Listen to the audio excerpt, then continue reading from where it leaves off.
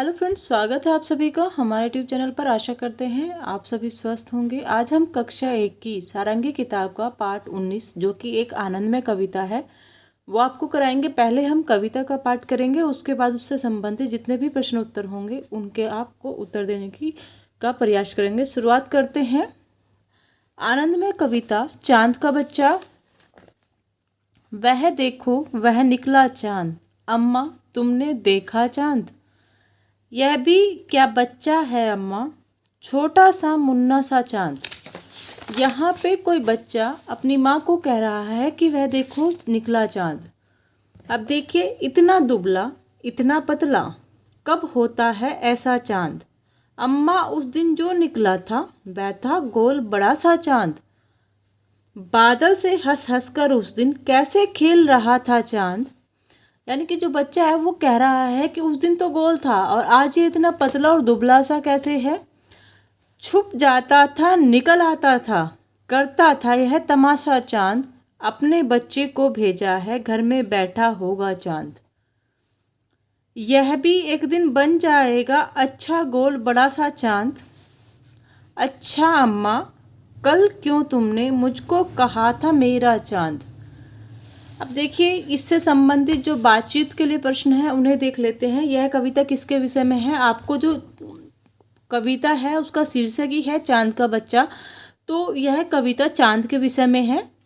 कविता का नाम चांद का बच्चा ही क्यों रखा गया होगा, क्योंकि बच्चा अपनी अम्मा से चांद के विषय में बात कर रहा है और यह जो बात हो रही है यह चांद के अलग अलग आकारों के बारे में बात हो रही है। तो बच्चा चांद को भी अपने जैसा बच्चा ही सोच रहा है, इसलिए कविता का नाम चांद का बच्चा रखा गया है और उसके भाव कविता में दिखाई भी दे रहे हैं।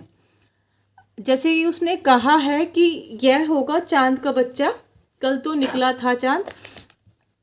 आप इस कविता को क्या नाम देना चाहेंगे और क्यों। देखिए, सबकी अपनी अलग अलग मंशा हो सकती है, हर एक बच्चा अपने अलग अलग तरीके से सोच सकता है। तो हम इस कविता को नाम चंदा मामा देना चाहेंगे, क्योंकि हम बच्चे के हिसाब से कह रहे हैं। बच्चों को ज़्यादातर बच्चों को चंदा मामा नाम पसंद आएगा। क्या चांद हमेशा गोल ही दिखता है। नहीं, चांद हमेशा गोल नहीं दिखाई देता है। चांद जो है अलग अलग आकार बदलता रहता है। चांद पूर्णिमा के दिन पूरा गोल दिखाई देता है, उसके अलावा छोटा बड़ा होता रहता है।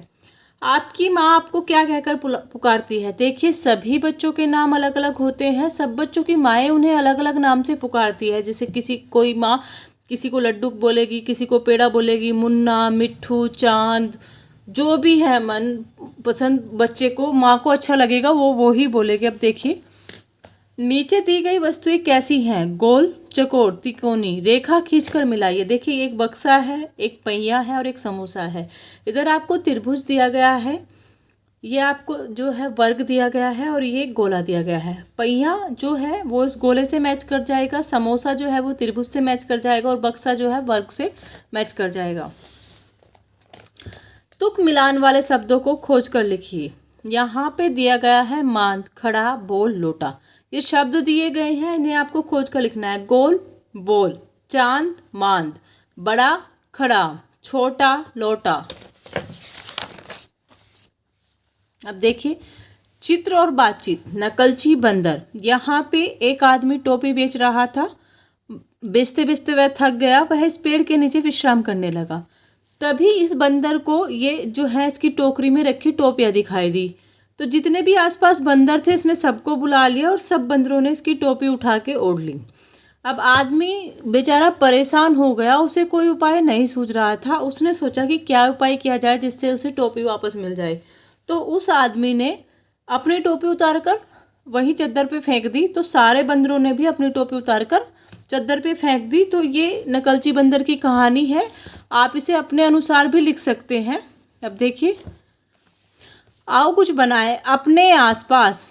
नीचे गिरे हुए फूल, पत्तियां, डंडियां एकत्रित कीजिए। छोटे समूह में बैठकर इनसे कुछ आकृतियां बनाइए। आप तितली, पेड़ आदि भी बना सकते हैं। आकृतियां बनाने के बाद कक्षा में सभी को बताइए कि आपने ये कैसे बनाई।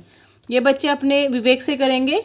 देखिए, अब आगे चित्रकारी और लेखन। नीचे दिए गए चित्र में आप क्या क्या देख रहे हैं, कुछ नाम लिखिए। देखिए, ये चित्र है, एक पेड़ है, इसके ऊपर कुछ फल लगे हुए हैं। यहाँ पे घोंसला है, ये तोता है, ये फूल है, ये घास उगी हुई है छोटी छोटी, ये मोर है। अब यहाँ पे आपको 4 ही जो हैं ऑप्शन दिए हुए हैं, तो यहाँ पे आपने मोरनी, तोता, पेड़, घोंसला, उसके अलावा फल, फूल और घास, जो भी आप इसमें से देख के लिख सकते हैं, क्योंकि ऐसा नहीं है, हर आदमी का देखने का नज़रिया अलग अलग है, तो आप लिख सकते हैं।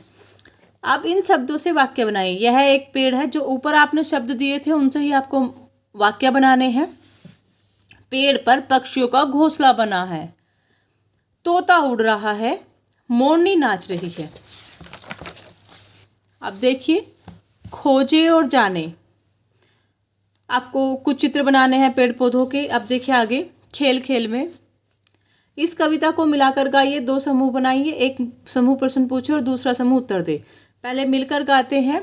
कौन परिंदा बोले चूं चूं, कौन परिंदा गुटर गूं, कौन परिंदा पीहू पीहू, कौन परिंदा कुकड़ू कू, कौन परिंदा बोले काव काव, कौन परिंदा बोले कुहू कुहू, कौन परिंदा बोले टें टें, नकल उतारे हुबहू।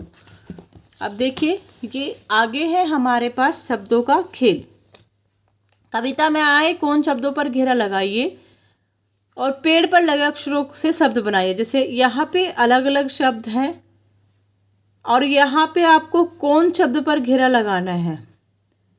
अब जैसे परिंदा आया हुआ है, कौन परिंदा, कौन, तो आपको अलग अलग शब्दों पर घेरा लगाना है यहाँ पे, और इससे जो शब्द बनेंगे अलग अलग दिए गए हैं। जैसे रात, नाच, डाल, ओला, तीन, आराम, पानी, तरबूज, हम, महक, ताज, याक, रेल, बिल, दिवाली, लिपापोती, और भी जो आप शब्द हैं वो आप यहाँ से लिख सकते हैं। अब देखिए, पढ़िए और लिखिए। कविता को आगे बढ़ाइए। हमने 3 चीज़ें देखी। कविता का नाम है हमने 3 चीज़ें देखी। हमने 3 चीज़ें देखी, बाबा 3 चीज़ें देखी। हमने बाग में देखी मकड़ी, वह तो खा रही थी ककड़ी, उसके पास पड़ी थी लकड़ी।